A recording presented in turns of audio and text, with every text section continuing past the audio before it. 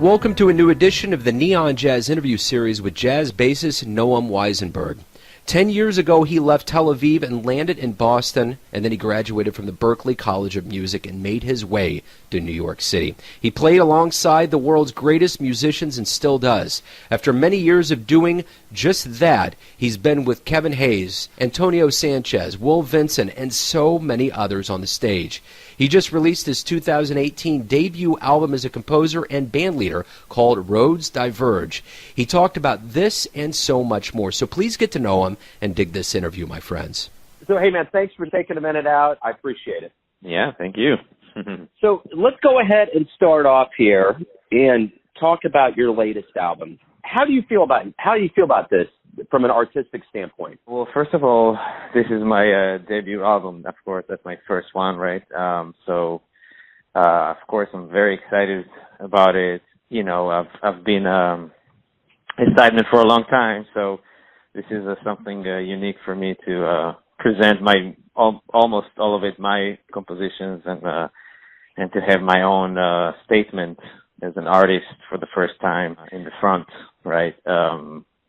So artistically, I guess it's very exciting. It feels very almost naked, you know what I mean? Like kind of presenting who I am for real this time. You know, my own sound, my own music, basically. So you were raised in Tel Aviv, correct? That's correct, yes.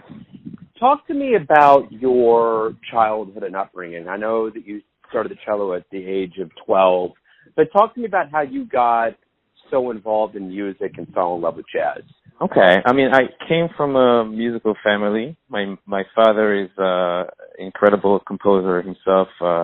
He's more in what we call today, you know, the classical music idiom, right? But he came from jazz as well and a lot of influences. So growing up, you know, we had music going on all the time, just classical, jazz, old type of, you know, flamenco, West African, whatever, everything, all influences. So I grew up kind of listening to all these types of genres. And then I picked up the cello when I was, I think 7 years old or so, and was pretty serious about the classical music up until high school, I would say. You know, I was playing chamber music and all that stuff, and then I picked up the electric bass in high school. I think I was in arts high school that, you know, I saw all these bass players, and I was playing cello with different rock bands, and I was just drawn to the bass. There was something in it that was super cool, and I was trying to play some bass lines on the cello and stuff like that, but it wasn't enough, you know. So yeah, then I played the electric bass, went to the army actually in Israel. You know, you have to do the army, and I was in the in the army orchestra. I was playing electric bass, and then all of a sudden all the saxophone players there, you know, start, you know, playing more jazz and they want me to play with them, and I started to mess around with that. And at one point they told me, listen, man, if you really want to play jazz with us, like you have to switch to the upright.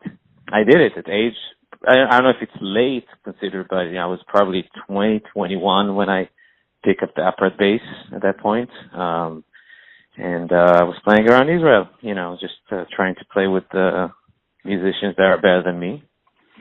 And one thing led to another, and I realized, you know, I had the chance to play with a few New York guys that came to Israel, and you know, I played with them, and that was it. I thought, you know, this is what I want to do.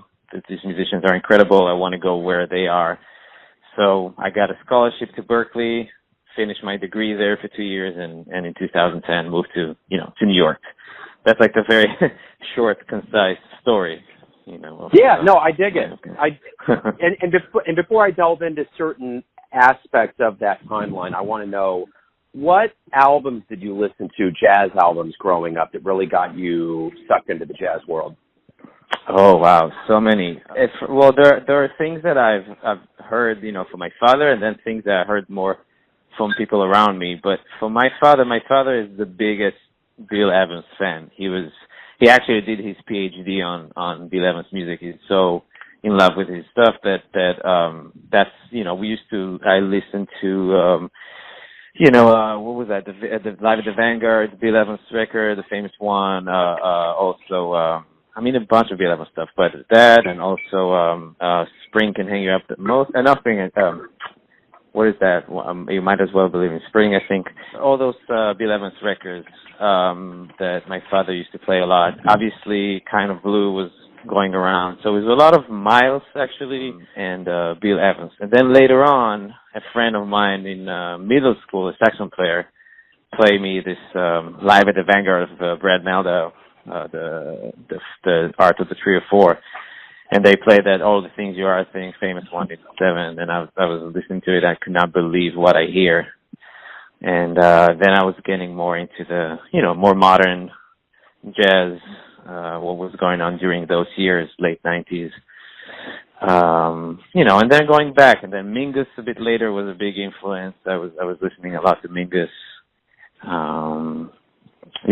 But everything, Duke, little by little I was listening to everything. So let me get an idea. After you leave Israel, you come to the United States, you come to Berklee, and then you finally make it to the Mecca of New York. What kind of culture shock was it for you to come to America? Was it? Oh, huge. Definitely. I visited New York once when I was 20, when I was in the Army. Actually, we performed in New York once for some fundraising, and that was the first time. I remember going to the Jazz Gallery and seeing this performance, of, I think it was Seamus Blake and Lage Lund and all those guys, Marcus Gilmore, I forgot who else, but I remember just completely in shock, just could not believe what I was hearing. I remember I recorded it on I forgot what recording device I had then, but I remember listening it like back and forth for so long, just not trying to understand even what they were playing. It was so modern and crazy to me. And then when I moved to Boston, I had a few Israeli friends from back home that they were already there, so it helped me a little bit in terms of, knowing a few people. But culturally, Israel and the U.S. are very different. And there were things that I had to learn, that culturally are very different than Israel. And it was a long process to get to the point that I feel comfortable, in America. But yeah, it was definitely a culture shock. And then New York is a different culture shock, because Boston, especially during Berklee, it's kind of a hub. Like, everyone is a student. You're hanging out with students.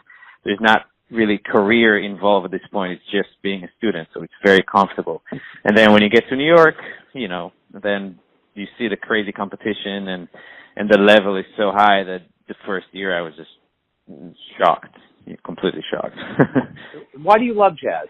I think the thing that drew me the most to jazz tradition was, a few things. First of all, the spirit, first and foremost, just the level of musicianship that you can hear, is as high as any classical musician that I admired growing up, and I was amazed by the fact that most of what I was hearing, the level of music was so high and improvised, was something that I was blown away and wanted to know how to do it.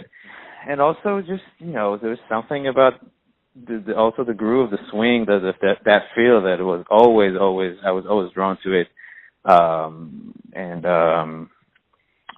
I grew up also listening to a lot of music, as I said, like music from West Africa, or like flamenco or South American music, things that are very involved with those rhythms coming from those areas. And I think obviously jazz comes from the same place traditionally. So I think something drew me also to the beat and the rhythm. And it's not a coincidence that I chose the upright bass at the end, because, it has both. It has the harmony and the rhythm. It's like the perfect combination for me, just to be able to make people feel good and also create some interesting harmonies or melodies at the same time. So your career is off and running, obviously. You're in New York City. You have your debut album out. What's the future look like for you? It's a great question. There are a few things, a few projects that I'm part of, that I'm involved with, that I'm interested, that I'm excited about. But I'm definitely want to investigate the bandleader, if you want to call it, or just composer aspect of my personality, and I'm planning on performing more with my band and hopefully start touring once in a while with it. In addition to playing with other musicians, this is there's always things going on. Playing with other musicians, that's always good. I'm always open for that. But I guess the new thing for me right now is trying to figure out my voice and trying to perform with it. And the next thing that I'm really excited about, we have the CD release next week. Actually, the day after the CD is coming out, the 18th, and then on the 19th. I'm playing at one of my favorite venues in the world. Actually, it's at Smalls Jazz Club. I'm playing there with my band on the 19th to promote the release. So let me ask you this. Everyone has a perception of who you are, your family, your friends, your fans, but who do you think you are? Who do I think I am? How do I define myself? I mean, first and foremost, I guess I'm a musician, although I would have to say that lately I feel like I'm trying to be also a family man in a way, just got married and my family back home is really important for me, and I find it there's a tight connection between the two, the more you grow as a person, the more you grow as a musician. So I would say both of them are my definition. I'm mostly just a musician, I guess, and a family man. I don't know. That's the simplest description I can find at this moment. That's cool, man. That's perfect. And I think that's a great way to wrap everything up. Hey, thank you for taking a minute out to talk about the debut album, your life and music. I appreciate it, man. Good luck with everything.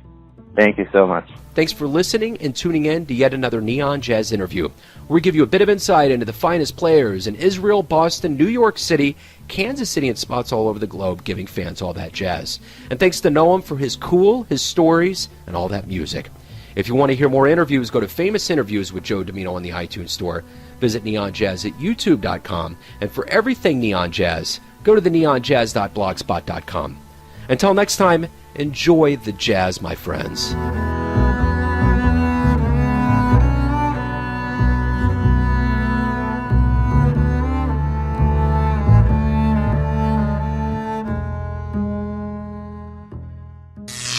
Neon Jazz.